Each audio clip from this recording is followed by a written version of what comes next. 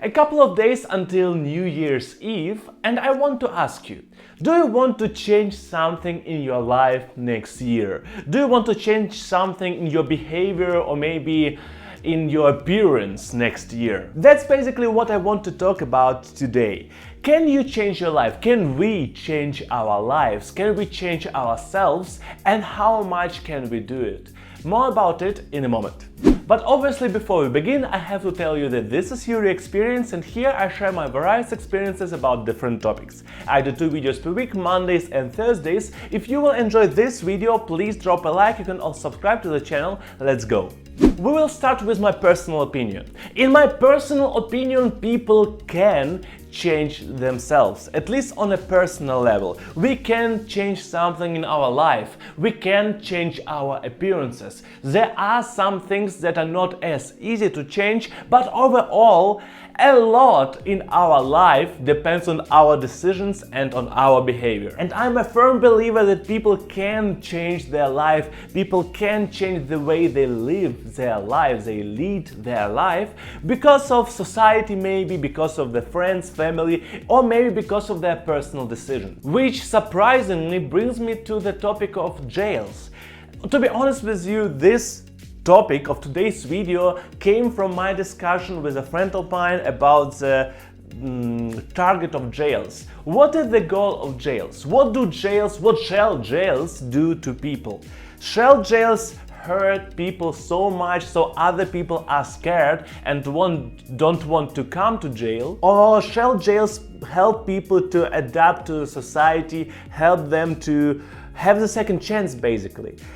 What is the underlying idea of jails? And in my personal opinion, and I know it is not the case for all the jails all over the world, jails shall help people to deserve and to live through the second chance. Obviously, some people don't want to have second chances, or some people don't think that the reason why they are in jail is something bad. They think it is a problem with the system, and sometimes they are right, sometimes they are wrong, but that's not the topic for right now. My question is, what do we try to make out of these people? These people are in jail because they did something that goes against the societal norms or societal laws. What do we want to do with these people when they go out of jail, if they do?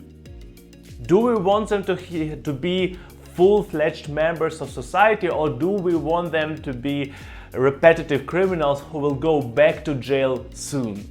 And here again comes the topic of, do people change themselves? Because if we believe that people don't change themselves at all, then basically the whole prison idea is useless. At least my prison idea is useless. Because people don't change themselves, they don't deserve second chances. But I'm against this idea. I think people deserve second chances. I sometimes even third chances. As long as people show the wish to change themselves or change their life, I would kind of agree with that. But also there's a lot of work that shall be included in the process.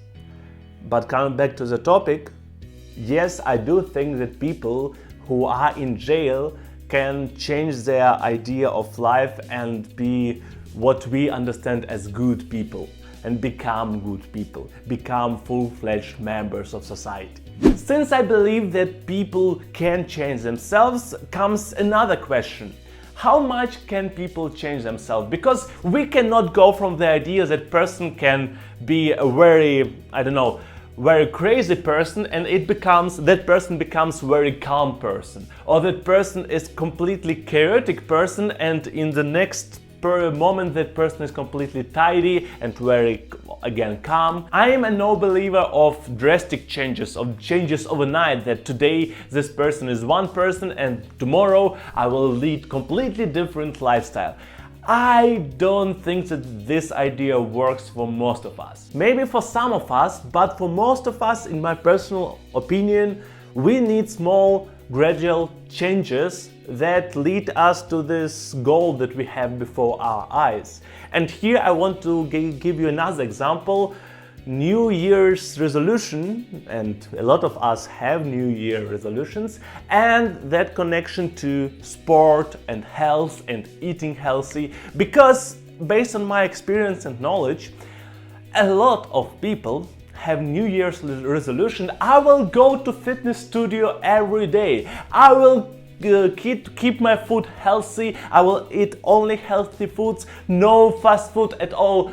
I will be a cleanest eater ever. And don't get me wrong, it is not impossible for a person to go for this lifestyle and to achieve that lifestyle.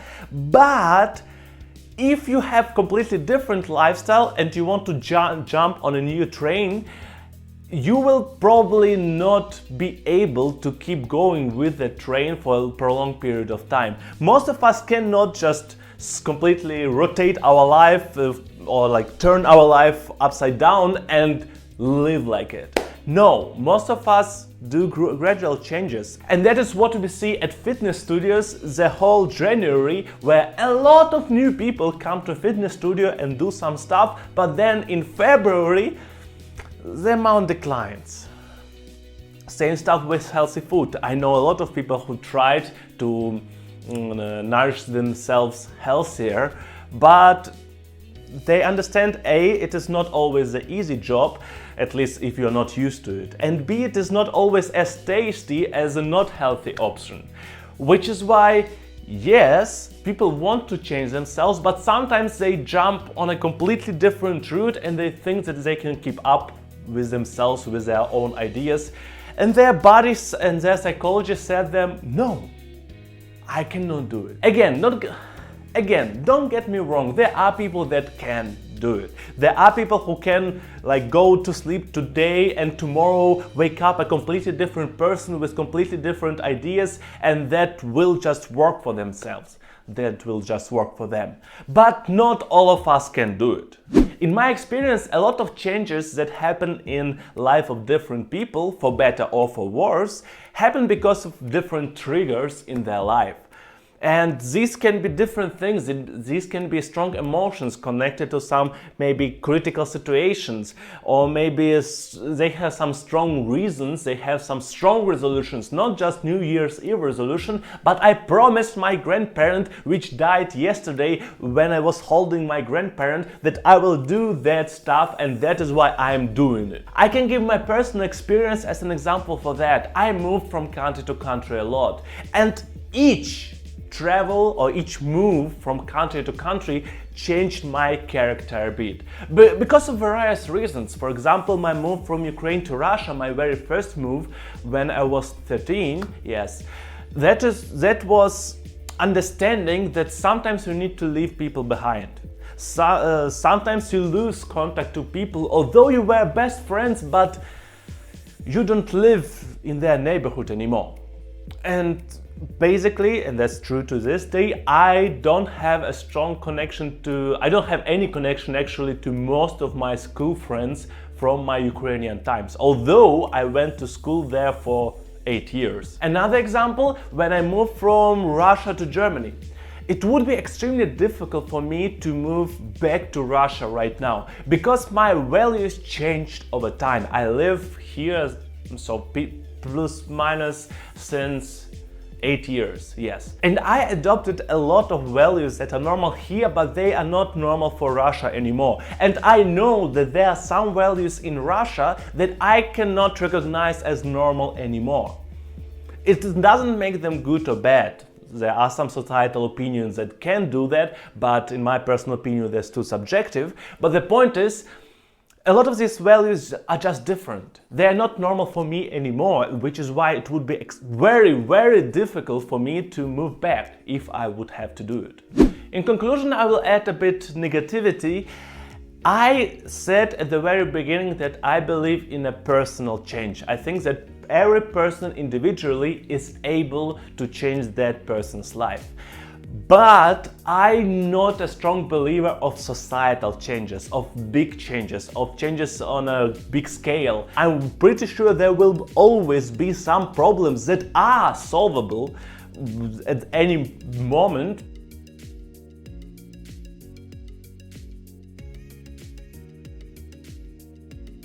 Current example, climate change. I will probably do an independent video about climate change and why I think that each person individually doesn't have any input on the problem. But based on my knowledge, all of us, actually all people around the world, consume a lot of stuff. Obviously, people in the less developed countries, if you want to call them like that, they consume less than people in developed countries.